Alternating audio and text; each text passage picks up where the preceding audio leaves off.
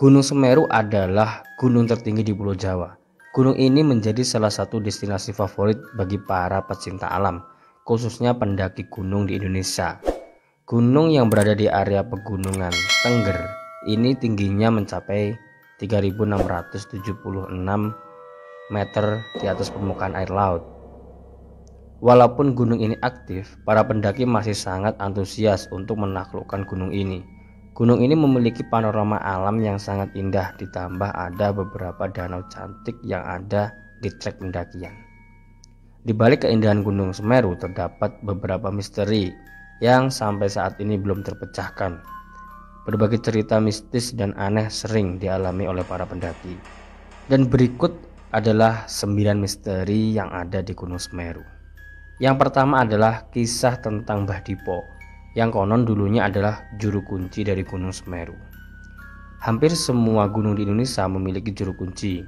Konon mereka-merekalah ini yang bisa menerima pesan dari sang gunung tentang apa yang akan terjadi di gunung, kapan akan meletus, atau bencana apa yang akan terjadi di gunung tersebut. Mbah Dipo adalah sosok yang sudah banyak dikenal kalangan pendaki Semeru. Mbah Dipo ini dulunya juru kunci Semeru, namun kini telah meninggal dunia. Ada sebuah cerita yang mengisahkan kalau sampai Semeru meletus, maka pergilah ke arah sungai. Jangan pernah menuju ke arah gunung. Entah apakah itu benar atau tidak, masih menjadi misteri. Yang kedua, misteri Arcopodo yang sering dikaitkan dengan dua patung gaib sang prajurit kerajaan Majapahit. Kawasan Arcopodo ini sering dijadikan tempat istirahat pendaki karena memiliki dataran yang cukup luas.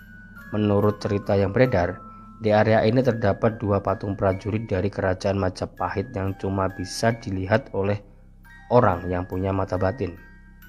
Kalau dilihat dari asal-usul namanya, Arcopodo memang berarti dua arca atau dua penjaga.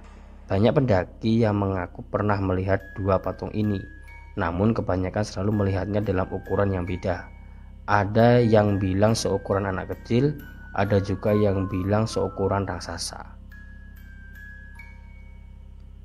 Yang ketiga, ikan mas Ranu Kumbolo yang diyakini warga setempat sebagai dewi penjaga.